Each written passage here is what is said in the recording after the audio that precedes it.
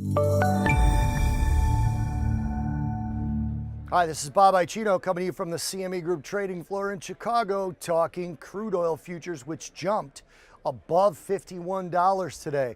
Very big jump to 51.06. That constituted a 2.75% rally on the highs, closing near that 51 level.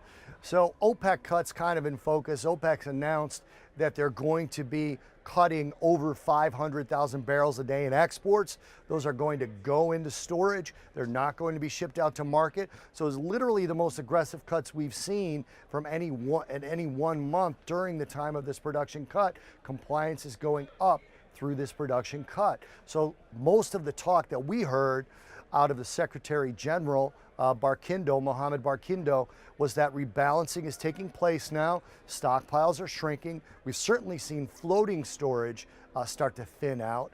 U.S. shale producers are producing more and more, but not at the sort of exponential rate. The curve of U.S. shale production has flattened out while it's still increasing. So if these cuts become more and more aggressive, it looks like the bullish move that we've been talking about probably started today. We've got dollar weakness as well, which tends to boost up commodities in general. Crude's no exception. Brent crude rallied. We've got base metals rallying, copper, iron ore, and aluminum and nickel. We've got precious metals rallying, gold, silver, platinum, palladium, all rallying on this third day of dollar weakness and a 1-week low in the dollar index. So you take this all into consideration and it points to a pretty strong rally in crude that we saw today. 51 is not a significant support or resistance level. It'd be psychological for some people. It's not for me, but we jumped above it today. It's the amount that we jumped today. That 2.75%, 2.5%, closer to 2.5% on the close